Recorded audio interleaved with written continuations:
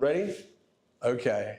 Hello, and thank you for joining us for the Global Live Podcast. We are here today to educate and to bring to you, as a part of the American Anatomy Institute and the Global Family Support Group, Mr. Robert Katz. He is from the World Innovation Network, and we're so happy to have you today. Thank you. I am even more happy to be here. Thank you so much. I tell you what, No, as I've gotten to know you, but you're going to tell me. As I've gotten to know you, you have been in this place called Lake Nona, Medical City, now for about 3 or 4 months. Yes. Please. And I'm still not healed, right? Being here in this medical city for this long. But you have brought something here that we didn't have before, this thing called our space economy. Please tell me a little bit about the World Innovation Network and what Robert Katz brings to our space economy. Wow. That's a great introduction. Well, first of all, I am super honored to be here. This is super honored to be a part of anything you do, because it's a lot of fun and so much heart and soul and brilliance goes into whatever you do. And I'm super glad to be on this podcast because your whole community here is so amazing. I just really, really appreciate every second to be with this amazing crew on the spaceship Earth that we're traveling on together. So I am blessed to have been in space since nearly before space was discovered and invented. And I am really excited, as you said, to bring this new age of new space to really everybody. And Lake Nona is the perfect place because it is somewhat of a microcosm of other communities and a microcosm of our country and of the planet, because you have here places to live, work, eat, sleep, drink, breathe, raise your family, earn your money, walk your dog, all here together. And that creates this incredibly fast opportunity to look at how, as you say, the different economies can build upon each other and what space can bring to it. Well, I tell you what, because you talk about community, what does community look like to Robert Katz as we grow into our space economy? So that's quite simple. It's collaboration, cooperation, communication, and ultimately that all leads to the S word of synergy, which is we're all working together, bringing our own individual talents. Everybody has some level of expertise in something. Unfortunately, as I said quite often, many people go through their whole life and never figure it out because they aren't taking those risks, they aren't having those opportunities, and they aren't pushing themselves enough to find out what's amazing to them, what they're great at. But space is so vast, literally so vast, in both its expanse and its opportunities, that there's a place for everybody. That's what's exciting about it. Well, I tell you what, when we were talking earlier today, we were talking actually about how we educate people coming up into our society to be viable workforce, but it starts at an early age. Yes. How does that look like to you when we start talking about bringing people up through a STEM education system? So, this is somewhat controversial, but especially on a science-based podcast, when we're talking about anatomy, but I really look at, it's really STEAM. It's really our stream.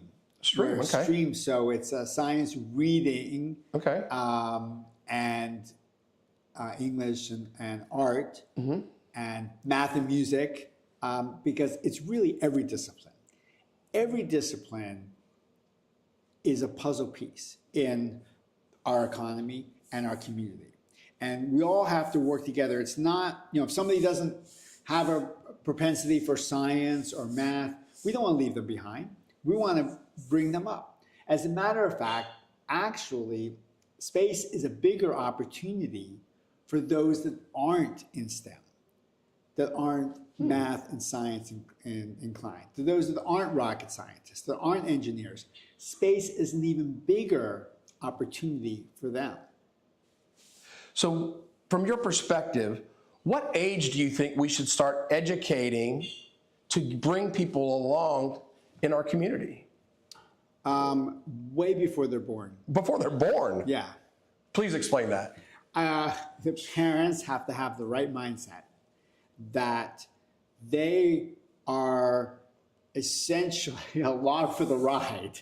I mean, kids are their own amazingness. I mean, you've known people, I know people that have, I'm crazily blessed to have multiple friends that have 6 kids or more. Wow. And every kid is completely different. Like you would say, well, what alien colony did that one like beam down from? Mm-hmm. They're all completely different. Like how can it be all the parents? No, they're their own people. I mean, you know that, right? Yeah. You're so blessed to have so many wonderful, amazing grandchildren. They're all different, right? They all have their own personalities.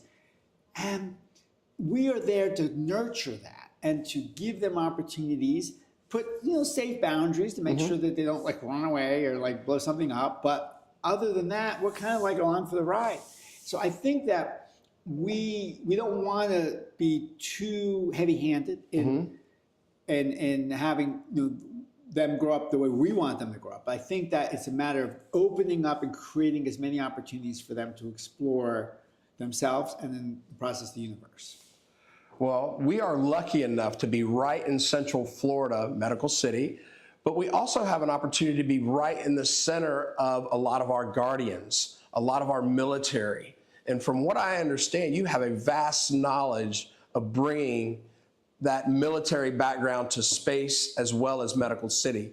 Tell me a little bit about your background with the military. You might have been cyber stalking me. I better be careful. So, I have been super blessed since before I was even in the workforce to be helping to keep our community and our country safe. So I worked on and to explore it. So I worked on the Hubble Space Telescope as a freshman in college. Internship before I graduated, and my first, and then Naval Research Laboratory, and then while I was working on my PhD, summer job at the Pentagon, leading what turned out to be this Star Wars Missile Defense System, SDI, the Strategic Defense Initiative, which was now becoming Iron Dome. Right. Who would have thought? Like it's completely boomeranged and came back. So I don't really know. I mean, I just want to keep my community safe and contribute however I can. So I want to protect those that protect us and give them the tools so that they can operate faster, better, stronger, safer. I'm safe to be serving in this uniform so they can serve in their uniform. And while they're putting themselves in harm's way, I'm going to do everything I can to make sure that they come home to their families. And I'm just proud to be able to serve them. Well, you brought up something just a second ago that maybe some of our viewers don't even know anything about, and that was Star Wars. And that evolved into the Iron Dome. And now we're working on a new project, from what I understand, called Golden Dome. What role are you playing in that? So the initial Star Wars program, I was the lead. I was at MIT Lincoln Lab. I was at MIT. I was working towards my PhD there, and it was in something. It was like kind of silly thing. People would ridicule me, bully me. That's stupid. Whatever. When you work on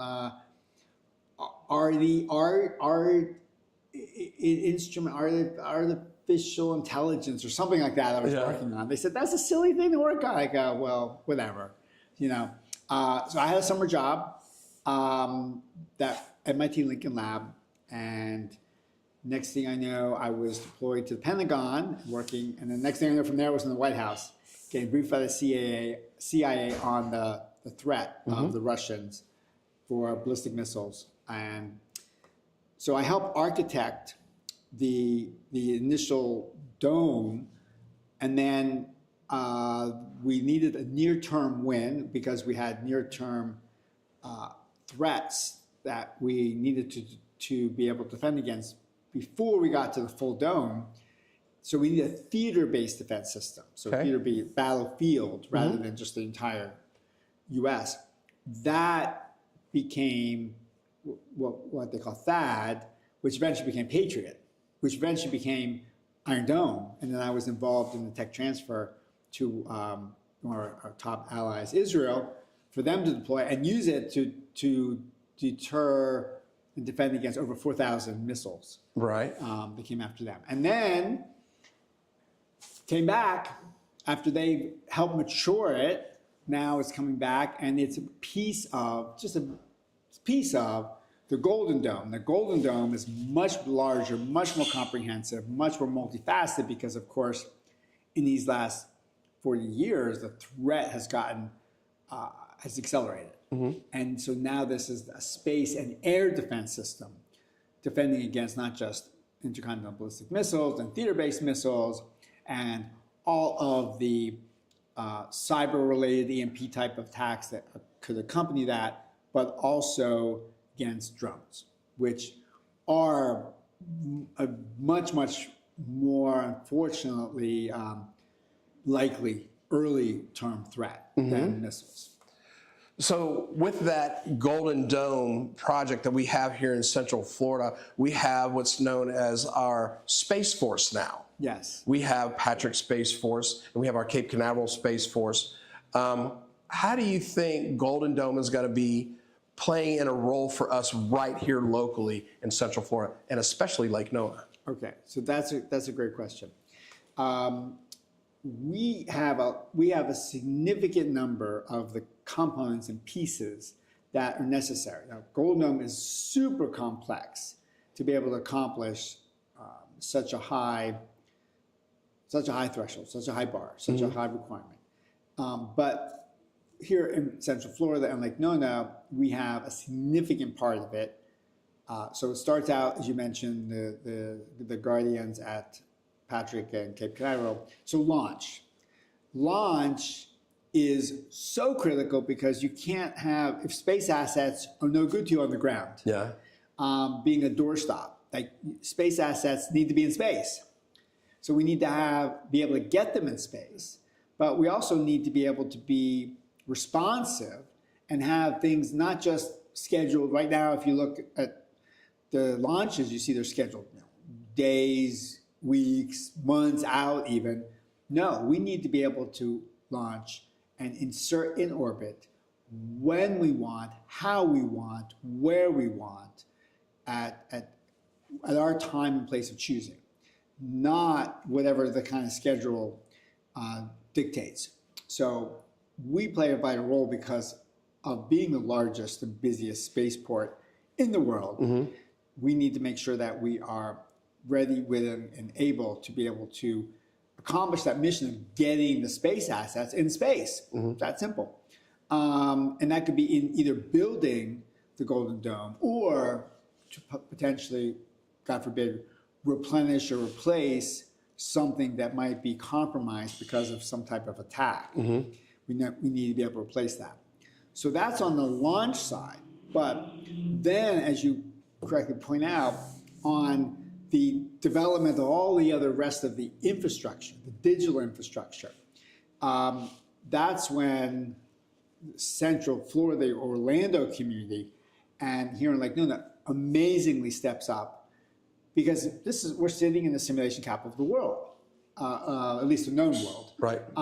And that, so yes, we currently simulate medical emergencies, and being a paramedic, I know how important that is. We simulate aircraft, we simulate helicopters. Those are all great, but I still contend that those are nice to haves, because we've been doing medical emergencies and we've been flying airplanes way before we had this level of technology of simulation. But space is different. Space, you can't really do it on the ground. There's no way to really do it. Right. So you really need, this is when simulation is even more important. Right.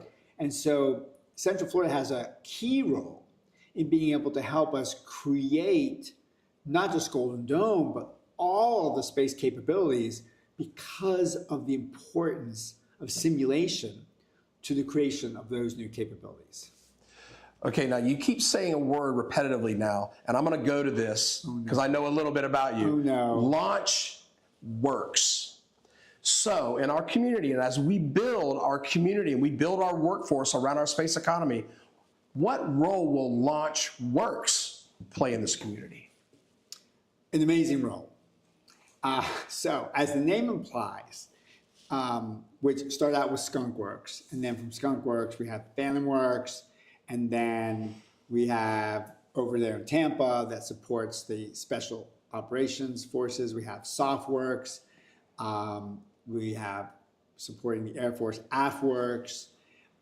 So Works is known throughout the technology world as being a place for innovation, a place for collaboration, a place for inspiration, a place for communication, where people with different ideas of how to solve problems can come together and have collisions between different entrepreneurs, different established companies, different people in academia, and government customers, all being able to work together, roll up their sleeves in a sandbox, and being able to solve problems rapidly by working together and collaborating together.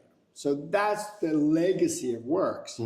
And there's no better Works to have here in Florida, in the launch capital of the galaxy, than a LaunchWorks, where we are launching not just rockets, we're launching companies, we're launching innovations, and we're launching careers, all here by bringing the community together. Man, that's phenomenal. You know what? I also noticed, because of our proximity to the airport, we get people from all over the world. Yeah. How do you think that we're going to get people to participate in LaunchWorks from other nations? Like Egypt just came here, like the UK just came here. Yeah. What role is Robert Katz and the WIN organization playing there? Well, Lake Nona is perfect for that, because this is an amazing place for international visitors to come and be able to, as you say, live, work, play, eat, drink, sleep, and work, explore, and have community, all sort of vertically integrated. Okay. Like literally vertically integrated, because where we are here, this is, we're working here on top, and then in between people are sleeping and living, and then down below is the Space Accelerator, where people are innovating and exploring. And then there's places to eat more, airport there. So we have everything condensed here, which is the other key to innovation. So we talked about co-location is important, people having collisions by working together. And also it's important that you have not just co-location, but vertical integration, where you've got everything you need stacked together so that you can have rapid iteration. So vertical integration leads to rapid iteration, leads to amazing innovation. You need all of those.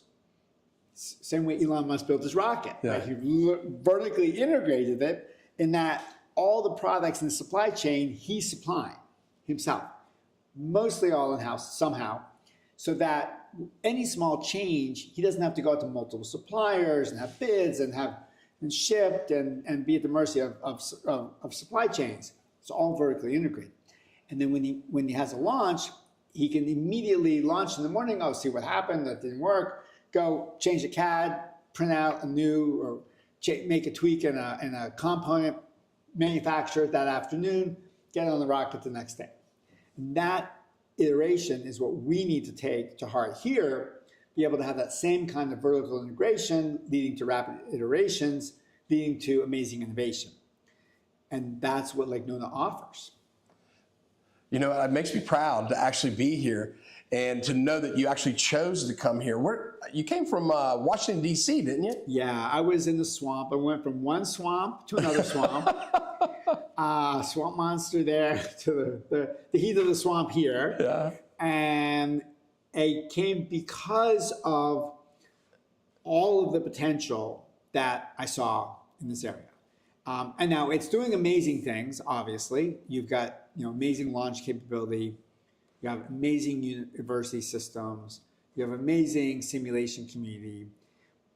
So you have, and then throughout the state, you have amazing clusters of medicine. You have over in at USF and over in Pensacola, you have cyber expertise, biology, and then the South. And so you have all these pockets of excellence or silos of excellence that are just waiting to be brought together. But if we can take these, if the expertise are that great individually, imagine what happens when we start connecting these dots and allowing these opportunities for these synergies of these multidisciplinary approaches of working together. Okay. So problems are inherently multidisciplinary.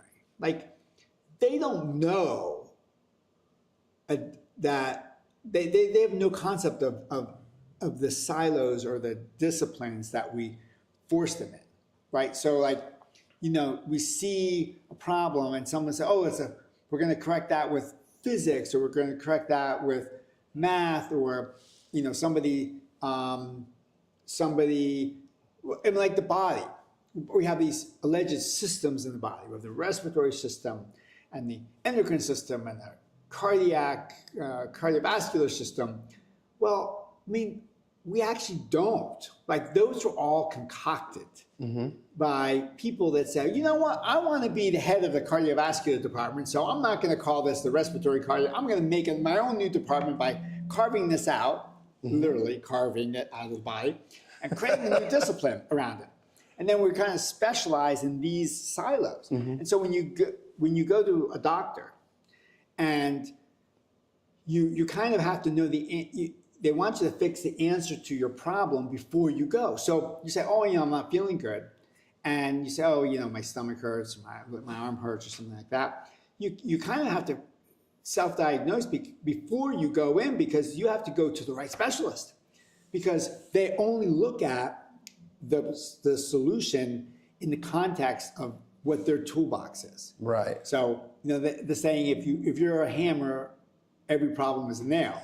Yes. So, but we don't want to do that. We want the problem, we want to be problem driven. We want to look at the problem and understand what is the most holistic, best way to solve it without any preconceptions. And so, again, coming back to the body, it's really not a collection of systems. It's an integrated, holistic body where everything works together in some crazy, amazing, unbelievable fashion that is just too unbelievable for us to comprehend. So we oversimplify it with these disciplines that we create. And so the rest of the world is the same with these silos.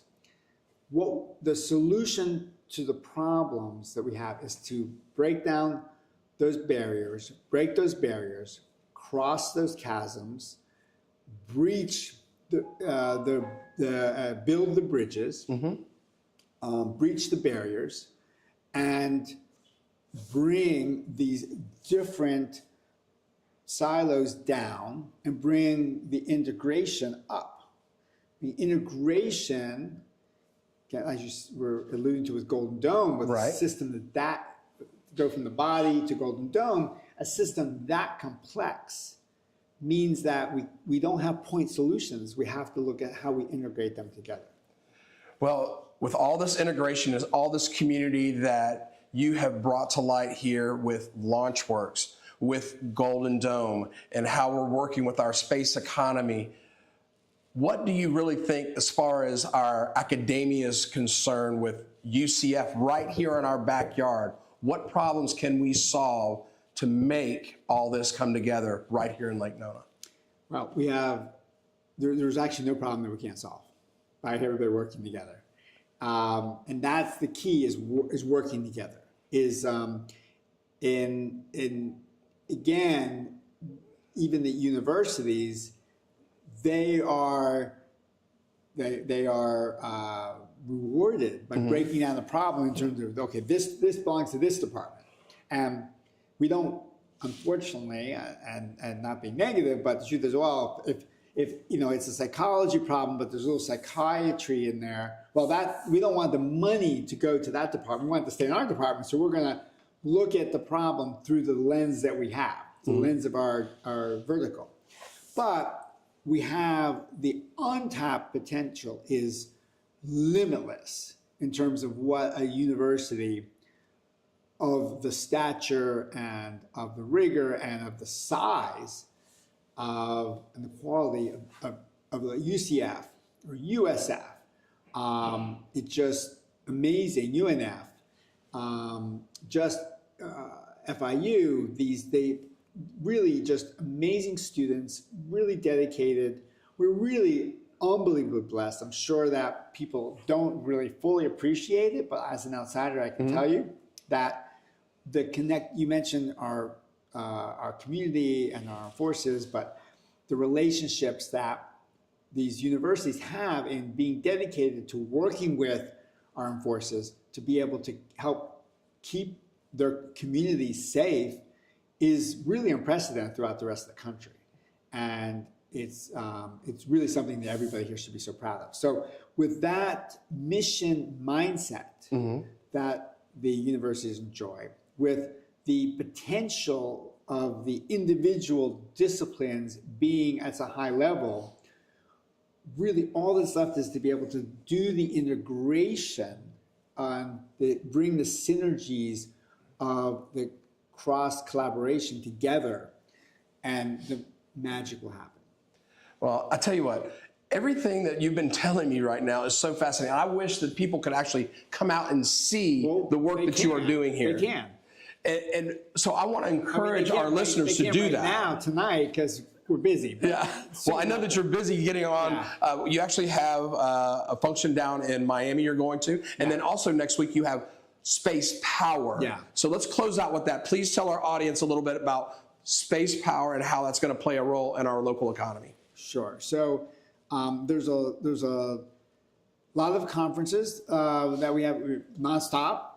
So Space Power is a somewhat different because it is focused on the members of the armed forces. We have a lot to focus on industry, which is amazing, but the industry's active here at these. They come out in force to support our armed forces. So this is all about the Guardians and how we can equip them to do their job better, faster, stronger, safer for them. And I'm blessed to have the opportunity by the goodness of the Space Force Association, SFA, to do another edition of Space Tank on stage. So this is the Golden Dome edition. Right. Recently in Texas, I did the Collegiate edition where I had 8 different universities represented, from Purdue to MIT to Texas A&M to UCF, and really all on stage. So this is a Golden Dome edition. So innovators from all over the United States and our allies will be there presenting Golden Dome solutions in front of the audience of their peers and of Guardians, so that we can be able to have the best products, services, capabilities, capacities, and technologies, tools at the disposal of our Guardians to be able to help them meet their mission of keeping our community safe. Man, I tell you what, I'm so honored to have you here today. And I know that all of our listeners have been graced by your presence. And I want to thank you. It's just a blessing to be able to be here. And I'm so honored to be here. Thank you, Mr. Robert. I appreciate you, my friend.